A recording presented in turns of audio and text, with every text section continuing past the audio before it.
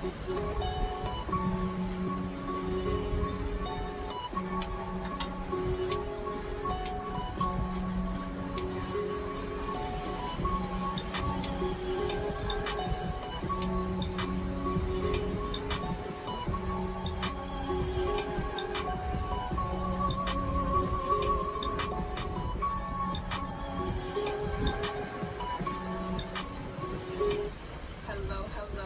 and welcome to the D.O.C podcast show, the show that is where the art for real and not PG for playing games. I am one of your hosts, the boss lady. And I'm the D.O.C. Continue to join us for our weekly conversations about life, culture, and everything else. What do we always say? Get to know us, get to what? Love us. Before we go any further, don't pause for a second to give a shout out to our sponsors, Cigar Junkies, and CJS Educational Services. Make sure you still go out and get that merch. Before we go any further, I am definitely going to pause for a second because this is the D.O.C's 50th birthday, and so we gotta just pause for a second to say, how you doing? Yo, D.O.C. Happy birthday. is just feeling great. May 50. We down here live and direct in the Maldives. Right behind you is the motherfucking Indian Ocean. You can step right out from the villa into the ocean. So we filming live and direct, baby. So that's what I'm doing on my 50. No stripper bowls. No dinners at the steak restaurants. We flew 8,000 miles on the other side to the motherfucking Maldives. And it's been absolutely beautiful, stunning. Yeah, it's been good. And we're going to get a little bit into that. So yes, I'm feeling great. And I appreciate you for accompanying me and doing this thing. Really do. I appreciate you. And just happy birthday. I've been with this dude since he was like 22, 23. So to see him turn 50 is like amazing to see the dude that he is matured into. And it's just a wonderful sight. And I'm glad that I am the woman that's able to take that journey with you. So happy birthday. But y'all know what? We here for the 3-course meal. We're about to jump into this hot topic, our appetizer. And so I'm going to start off with this. So we're just going to start off. RIP to Irv Gotti, something that we heard while we were here on the island, that he had passed away at only 54. That's still young. That's still very young in the game. So just want to send prayers and condolences to his family, because I know that may be hard. And just to the hip-hop industry and everybody who had dealings with him. But, you got anything to say? Because you just turned 50 and you just lost some guys that's in their early 50s. So, R&B to Irv Gotti. We actually met him one time when we went to, and this is showing our age, at Club E2. We met Irv Gotti at E2 a week before that tragedy happened at E2. So that shows you how long ago that was. So that was like almost 20 years ago when we met the guy. He was at the height of his career. Cool dude, unassuming dude, but much love to Irv Gotti. But, They say, I don't know the official cause of death, but they were saying high blood pressure, stress. I just want to tell brothers out there, man, and I think I've said this in other episodes. Don't keep saying that you guys need to make sure that you go get your physicals and your physicals, get your blood work done, and then not only that, follow up whatever it is that they find. If you're in good health, that's a blessing, good thing. And keep doing whatever you're doing and it increases. But if you're not, you need to go change some things. We need to start working out a little bit. We need to live less stressful lives. We need to eat right. Change the diet. Change the environment. We need to do that, man. We need to start taking care of ourselves. I lost 4 of my homies last year. Shout out to T-Baby. Shout out to Craig. Shout out to Pat Pooch. Shout out to A-Rock. So, you know what I'm saying?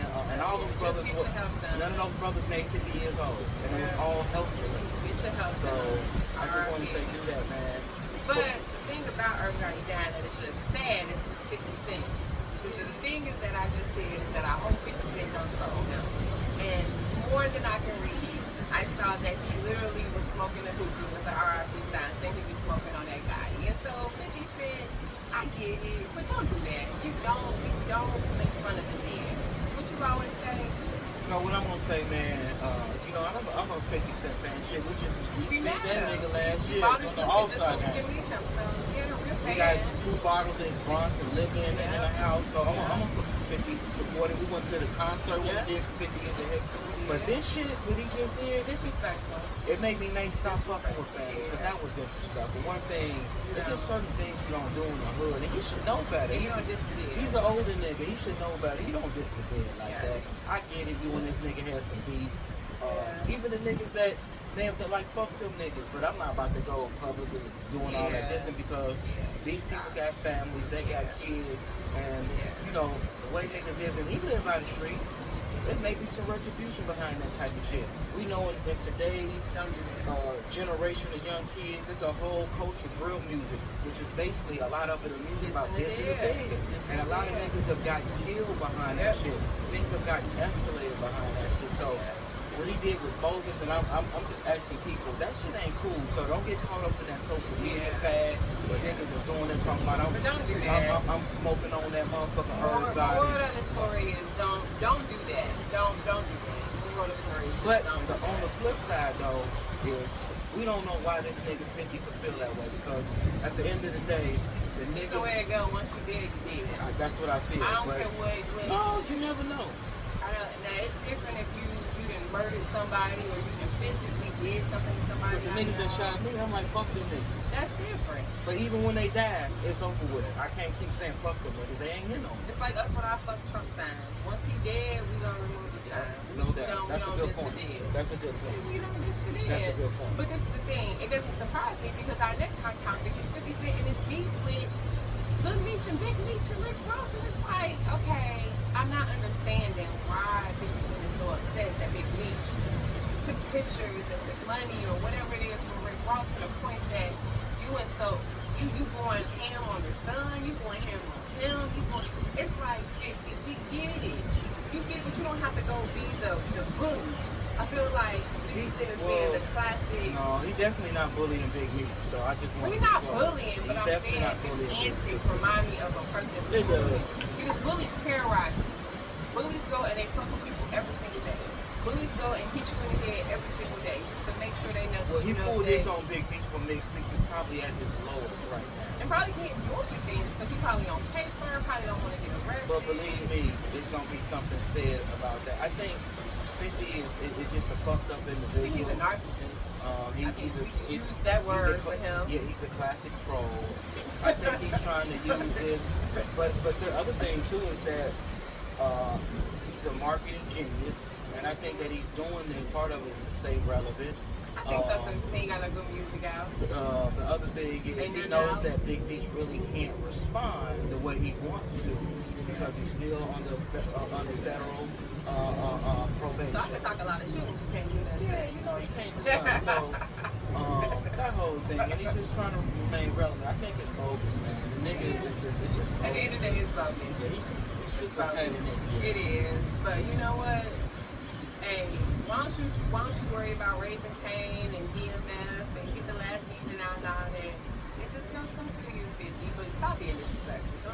Just cut it out. Yeah, that shit ain't cool. But anyway, we are here for our main topic. The reason why we're doing this episode today is because this is his 50th birthday, and pretty much just want to chop this up because a lot of black men don't make it to 50. We're gonna pause right there for a second. I'm gonna say this again.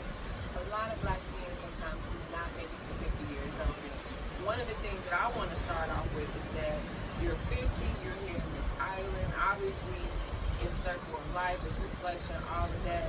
But it was something that you said yesterday, and I want to start off with this. I want to start off with this question. And you said that you're lucky to be here. You said because you was given 25 more years of life. And I just want you to just quickly, can you just explain, what do you mean by that when you always say that you were given 25 years more life? Well, I'm writing a book, so y'all look forward to the book that's coming out soon, From Gangster to Gentleman, and that's coming out soon. But really it's about my journey. 25 years ago I got shot. My brother got murdered. His birthday was yesterday. Shout out to Stay Dog. Stay Dog would have been, Stacy Stay Dog Sanders would have been 49. I just turned 50 today. Same mama, same daddy. His birthday February 6th, my birthday February 7th. That's just how it lined up. So for one day out the year, we the same age for one day out the year. But no, back on August 20th, 2000. Unfortunately, he was murdered.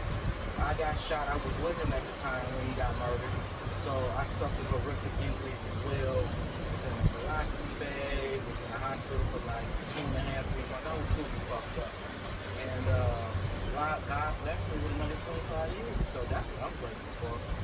Every year, every day I was grateful for. But you know, to see the double up from what happened to now 25 years. In that 25 years, I was blessed to have 2 children with this beautiful woman right here, Jalil and Layla, and was able to continue on my life and didn't get caught up in the shit, the aftermath of that shit, because it could have went a lot of different ways. We're not gonna get into all the details of it, but it could have went a lot of ways.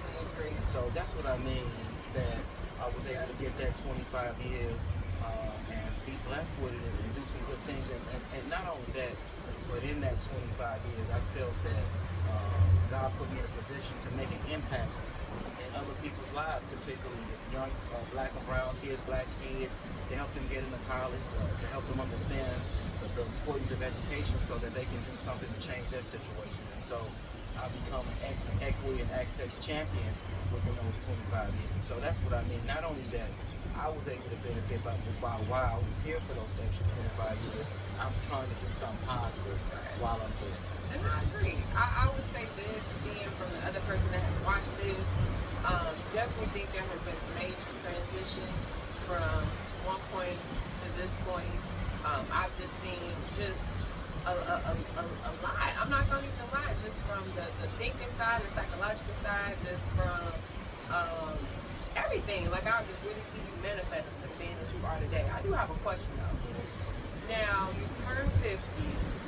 What advice would you give a young man that may be in his 20s, maybe even in his 30s right now, who may be feeling like the world is against them, or just maybe feeling some type of way about being a 20, 30-some-year-old black man in America?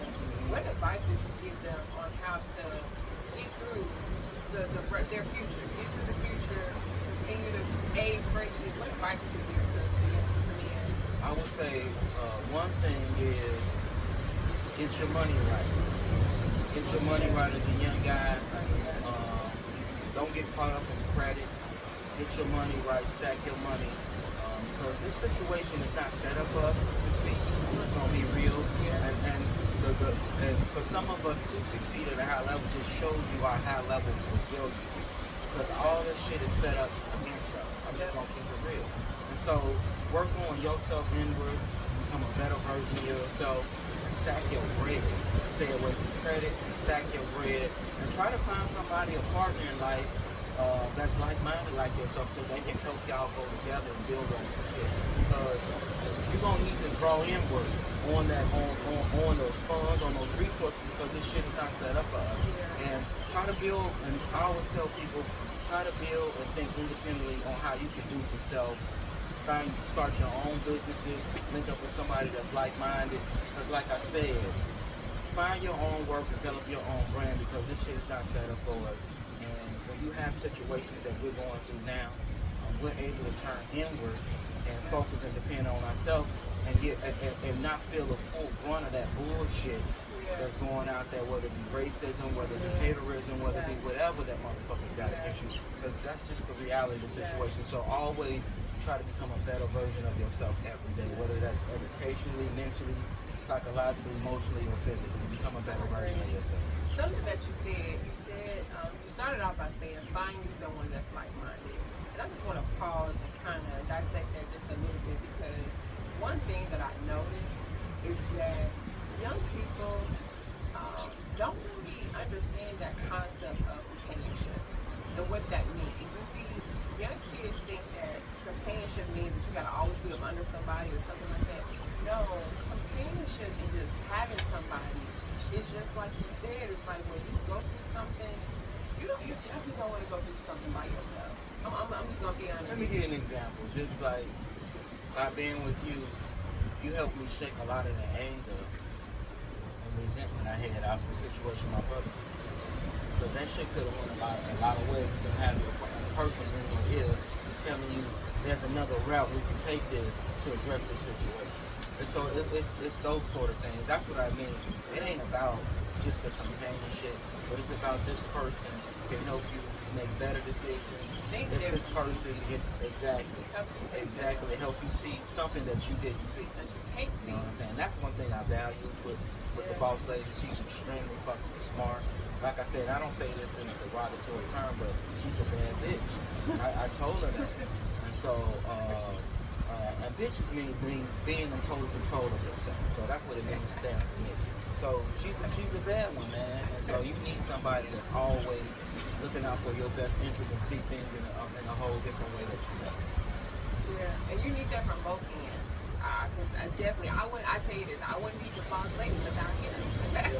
He even came up with the term boss lady. So I definitely would be boss lady without him, but I definitely think companionship is needed. Okay, not just talking about life. What could you tell if you're 50? So I'm pretty sure at age 50 you've had a lot of different jobs. What advice could you give people, not even just black men, but what advice could you give people that navigate this professional world in their 20s, 30s, and 40s? And I'm gonna be honest with you. Sometimes you just want to say fuck it. You just want to say fuck it and not deal with it. So what advice do you have to give from a professional standpoint? How to get to it so you can even get to 50 and then start enjoying your, I guess, career flowers and professional flowers and things of that nature? I would say that one thing you have to do is you have to have some credentials. And what I mean by credentials, you got to go get some skills. You got to go get a certificate of some trade, a social degree, bachelor's degree. I'm a big proponent of education. You know, motherfuckers really think that you can become a self-made millionaire without learning the science behind your craft. Like even niggas that's rappers that go into music and get real big, them niggas know the science behind making music. So they wouldn't learn how to rap, how to produce songs, how to write hooks. Like it's a whole science behind that shit. That's not how that shit works. So they even they may not got a certificate in rapping, but they went and fucking got skills, upskilled themselves, reskilled themselves. So I don't give a fuck what it is. You gotta get better at it, man. You know what I'm saying? Even if you in the streets, you gotta get better at how to manage your money. I know a lot of niggas that's cold hustlers, but they don't know how to manage and play with money. Yeah. So that's the whole thing. They know how to sell dope, but they don't know how to manage money and then fucking the customer service people. I'll be there when I get there. And so people don't even know there's a sign behind fucking customer service. Yes, it is. So that's all I'm saying. Whatever you do, go try to get better at your craft, man. That's it. That is so true. So true. I'm just piggying back on that. And it's not even about, well, it is definitely about getting better with your craft, but it's also understanding how to navigate the professional world, because some people, this is the thing, you can't bring street politics or street content. Well, you can in some instances, but for the most part, you can't bring that aggressive, I'm going to whoop your ass, I'm going to fuck you up attitude, lingo to your professional. You still have to you still got to fight, you still got to advocate, you have to do it in a different way.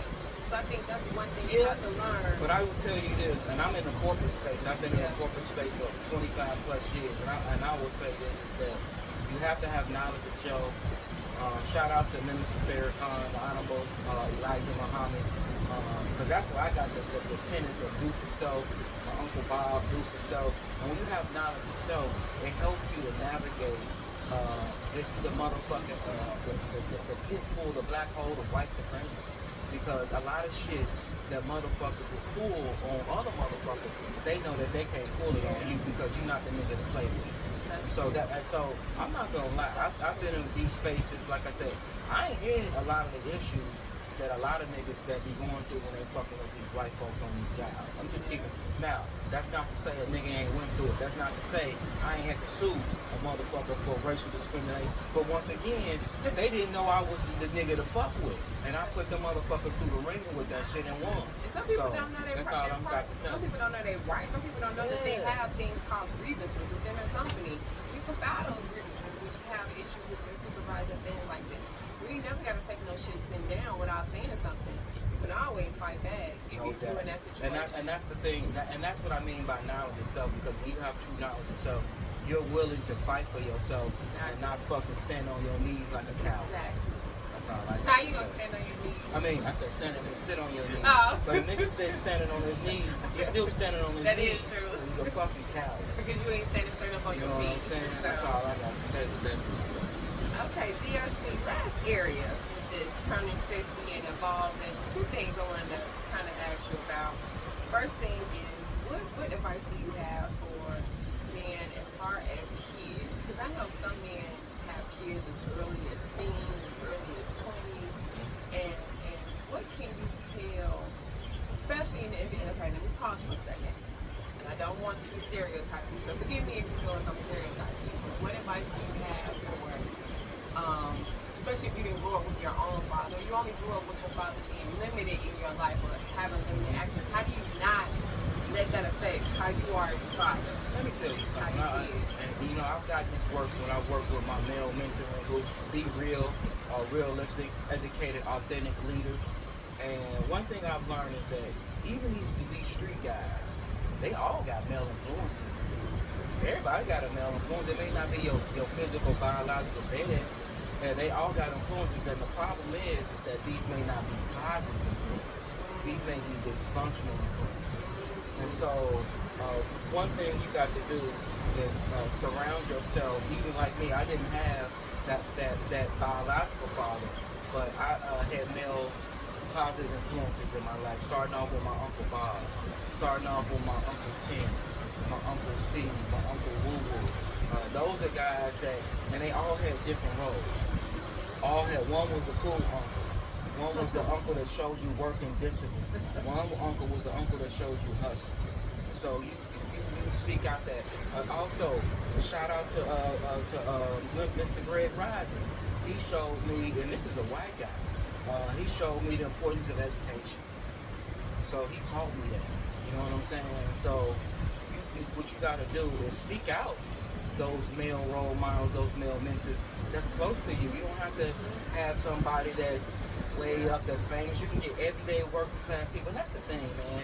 These dudes, everyday people like my Uncle Bob, my Uncle Steve, my Uncle Tim, my Uncle Lou. These are stand-up guys. My Uncle Steve and Uncle Bob are not here with us. So, but those two are stand-up guys.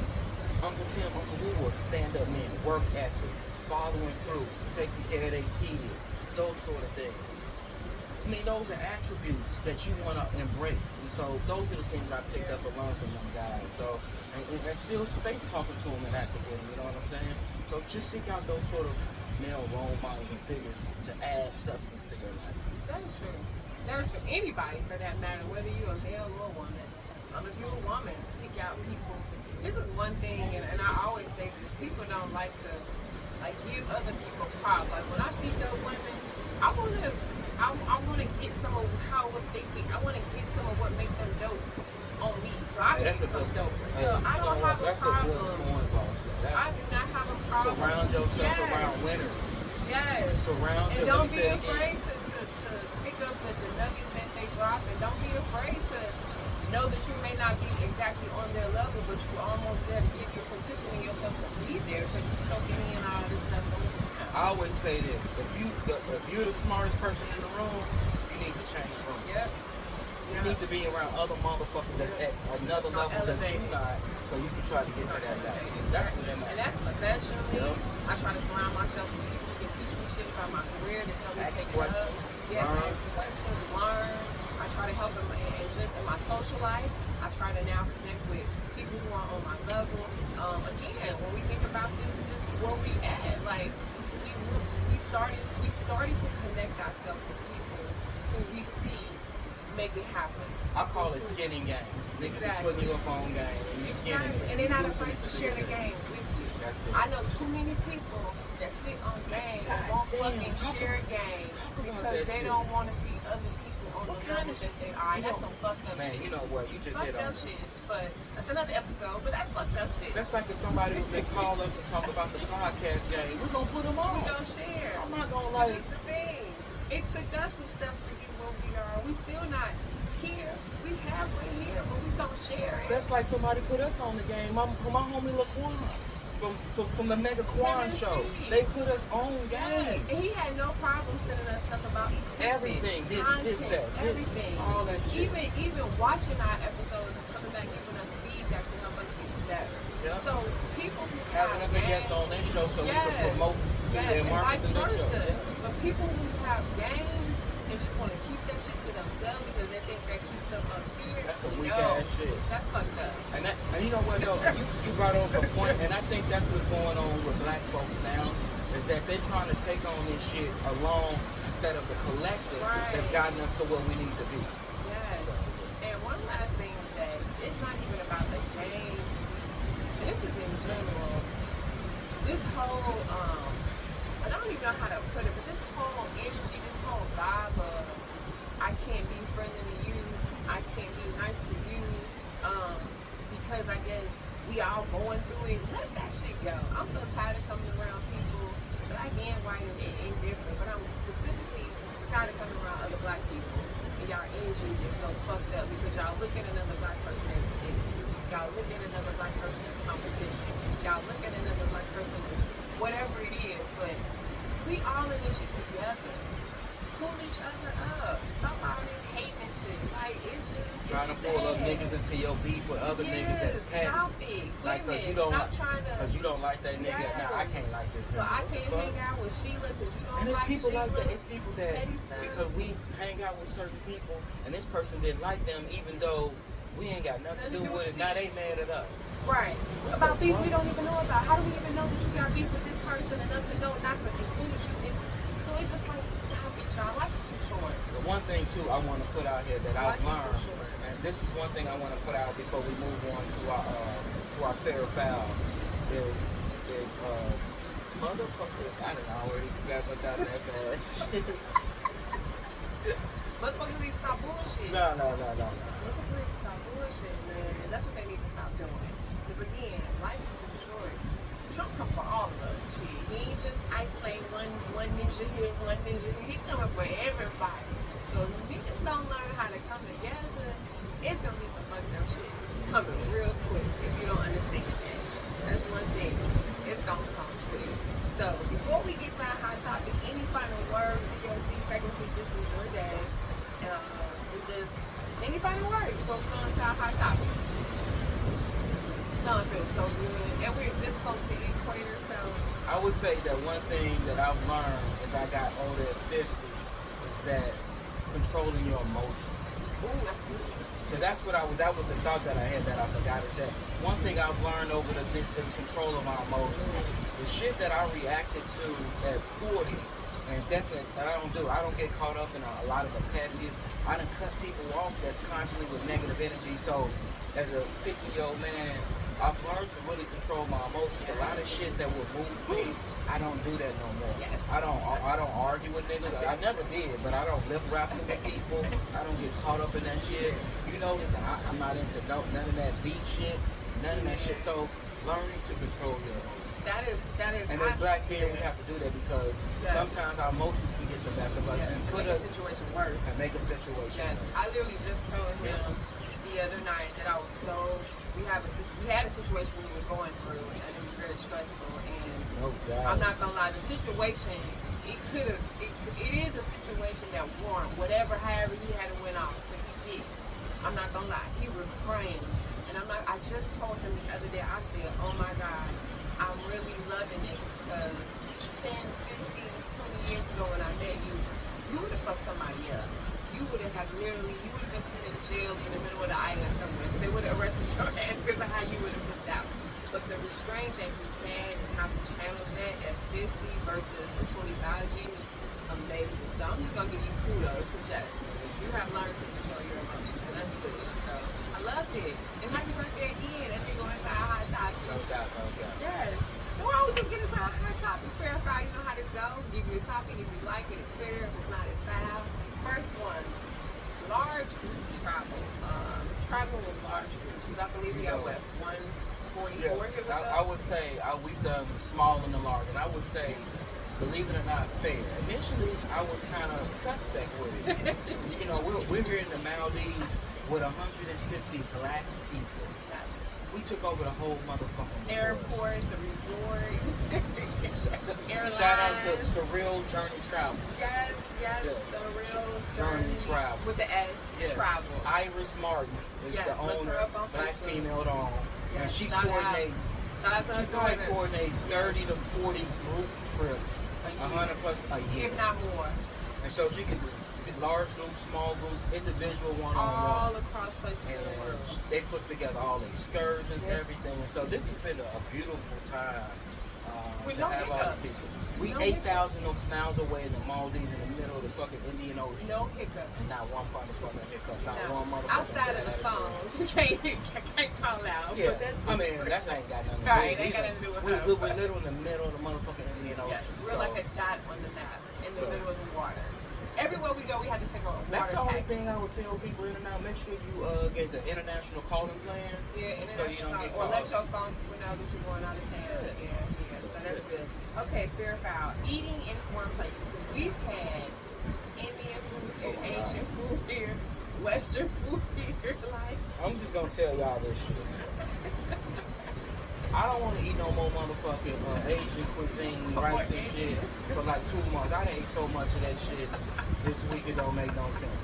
But I'm willing to try new things. But God damn, but I say it has helped us healthy. One of the things here, you will be I see why they help. because you will They eat detox from motherfucking drugs. rice all goddamn You're gonna day. detox from drugs here. Yes, there's no. Cause we're in a Muslim country. There's no alcohol. Yes. Barely can find tobacco. Yes. Definitely no gambling. Yes. Definitely no prostitution. I ain't Yes. looking for none of that, but ain't none of the vices going on. Yes. So- So being here to me has made me be healthier. Made Clear me- mind, relax, and all Yes. that stuff. So yes, fair to trying new things. You should try new things. At least you I agree. yeah, I try agree. it. And if you don't like it, you don't I like it. agree. I had some curry crab. It was actually And what you fucking learn good. is that the reason why people, the American food, I ain't gonna lie, especially the produce and fruit, it's absolutely fucking horrible. when you go to other places. Oh my God, the fruit here is off the foot. We went Yes. to a market yesterday. He Oh gave my us a little motherfucking banana, God. and it was Like, so you good. really taste how bananas supposed to Yes. taste, oranges Coconuts, taste. Oh my God. grapes. Oh my God. You would think that we're not even eating real With food no in chemicals America. sprayed on them. This Yes. is shit straight pit. Yes. So it's From the fresh. tree, yes. Oh my God. Yes, yes. The fish. We've had Oh my now God. seafood. We've had some really good seafood. Any kind of seafood you can Yeah. possibly fucking think of. Anything right out Yeah. the ocean. Oh my God. And people don't realize this. So people who don't know anything about geography and all that, this is the Indian Ocean. Okay, it is between Africa and Asia. It's literally right here. Sri Lanka is like the next main big country next to us in India. Now, one of the things that people don't understand, this water is not like Lake Michigan, and this is not like the shit you see in Chicago. This is the fucking ocean. It is salty as fuck. If you rub your hands in there and you feel on the thing, you will have salt that comes off She your went snorkeling in that shit. I was good. That brings us to our next hot topic. Okay. Trying new excursions. Fair fact. Fair. Now you can tell your story. Because I did some shit I didn't think I would do. At least I tried to do some shit. So we signed up for the motherfucking snorkeling thing. I can swim, but I will tell you this. I really don't swim or do live bodies of water like the lake, unlike the ocean. I almost drowned when I was 9. And then my uncle, Demetrius, Uncle Deniki, he drowned when he was a young man in his 20s in Lake Michigan. So I've always had that in the back of my mind. So I learned how to swim, but I swim in pools. Control, you should see the motherfucking currents and rip currents come. I'm sure y'all can see this shit. But anyway, we went and did snorkeling. Right. He got the gear and everything. And this is the thing, y'all. Jumped in that motherfucker we like were a Navy supposed SEAL. to take a lesson the day before. Yeah, we didn't we take missed the the lesson because unfortunately We got too fucked up. got fucked up the day before. I couldn't do it, so we canceled. But I was like, we still could do the snorkeling. So literally go to snorkeling. We thought he was gonna take us right outside our No, they took us to the They middle took of us the to fucking the middle of the ocean. ocean. They took us to the middle, like, it took us all the way out there where you can't see nothing. Like, we can't even see the land Oh my behind God. us. And literally, he was like, we're gonna jump in and snorkel. And it's like, Because we going to see the coral reefs. And what I tell you, she did that shit. Y'all, we're going to put the videos up for that. How about that? We're going to put the video up of her snorkeling. Oh I my snorkeled God. for, I don't even 10 seconds. I don't think it was a full 30 seconds. It was jump in, I jumped in that jump shit, out. put my water in, and did it. The other thing, though, part of it is my ass is blind as a motherfucker back. without my glasses, and you can't wear glasses with the snorkeling No, you equipment. cannot. So I'm like, what's the point in attempting to drown and you can't even see shit? So I jumped my ass back on the boat. That shit was some of the most hilarious But shit. he jumped back on so quick. Oh, it was crazy. It To was, the point that you had to pull the ladder out oh and my everything. god! And It was like it was almost like it was like man overboard. I thought I was a Navy SEAL, Navy WEEL. And this is after he already fell in the ocean from this particular deck right here just a couple of nights ago. We gonna put that video up too. So again, we gonna get him away from water. But for me, Yes. I'm not gonna lie. I'm gonna give myself a pat on the back because I never thought that I would be able to snorkel because I've never had a lesson. So for me to jump in that water with 5, 6 other people who are great snorkelers and be able to keep up with them and not die, that was very good. Because I'm not gonna lie, the first 5 to 10 minutes I was in panic mode. There's 2 people tapped out. Me and the other white lady, we tapped out. Yeah, they she was tapped still out. She was out there for like 45 fucking minutes. Yeah, they gave us an hour. Think about it. They gave And us they an hour in the snorkel for at least 500 to 600 yards. Yeah. So that's fucking 5, I 6 was football tired. fields. I was Oh my tired. god. But once you get used to the breathing, I'm gonna tell you how if you never snorkel, try it. To see underwater marine, I see why people go into marine biology and marine science because fucking aquatic life underwater is beautiful. The fish that I saw, the turtles that I saw, just the coral reef, like it was just fucking beautiful. I'm gonna stop right there. It was beautiful. So I'm gonna stay there too. Do new shit, try new shit. Try new shit. We went to Mali on excursion. Yeah, well, most people don't want to do walk. That was cool to actually see the real people, to see the real town. The second largest mosque in the world we saw Yeah, that shit was, yesterday. it was dope, man. Yeah, That got whole situation was covered, dope. To everything. see the people interact with. It was just amazing that to see all these, what I consider black people. Because in the United States, they would be considered fucking black. Them niggas, they can say whatever the fuck they want. That's the whole thing. Like, damn, if you niggas was in the United States, y'all be black. And y'all gonna get the same shit treatment that we get. But over here, they don't have the races and shit like that. They don't have that type of shit going on. But I tell you one thing they don't do down here, they don't play. When they have their president buildings and all this, you ain't taking pictures, because you was out there being tourists, and that dude Because they have, I heard they have a lot of coups and shit out here, coup de temps. And that dude came with his AR-15, Yeah. like, Nigga, hey, nigga, you better not take no picture. I'm like, nigga, no problem, homie. dude was like, hey, don't go no I'm like, no surprise, nigga. Yeah, that's one thing traveling internationally. You do have to pay Can't take attention to the pictures. customs and Can't culture. take pictures of government buildings. Yeah, so just try international. And then one last thing I want to say about all of this. You don't have to be fucking a millionaire, billionaire to travel to places like this. It's called payment plan. Y'all know y'all mommies when y'all used to be little kids and your mom used to let you go pick everything for Christmas during Thanksgiving and she put that shit on layaway. That's how you do trips nowadays. You can even get airline tickets on Klarna. You can even get airline tickets on Afterpay. So you don't have to go spend $6,000 But at be one careful time. with credit. Like as I said earlier, you got to be careful with Yeah, your credit. you do. You do. No. Too much high credit use. I don't use. I try not to use that shit. But Yeah. yeah, don't just But- watch that shit. Stay Yes, within you your can, budget. you can go out and you can have fun. All but- out of control. Okay, so with that being said, we about to wrap it up out here. Y'all see the sun coming out. We got a massage book, so we gotta get to our massage. Yes, right. And we are still celebrating his 50th birthday. So with that being said, just want to say again, I love you. I am so happy as a man I have seen you became me during your 20s. You was a smart. You had a very smart mouth when I first met you. So you still got a smart mouth, but you know when to pull it out. But just yeah, I love you and just. Yeah, happy birthday. I don't know what else to say. Happy birthday. And with that being said, We out. we out. Hit that motherfucking like and subscribe button. Peace. Peace. From the Middle East. It's just so beautiful out here. Oh my God. Y'all see the sun coming out. We have been detoxing. We got that Cigar Junkies Black History t-shirt on deck. It's Black History Month. Shout out. It's Black History Month. 12 months out the year, Yes, not it is. 28 Every days. day is So Black fuck History they talking Day. about. Fuck them niggas talking about DEI. Niggas DEI every Every day. Suck my dick, nigga. Peace. Peace.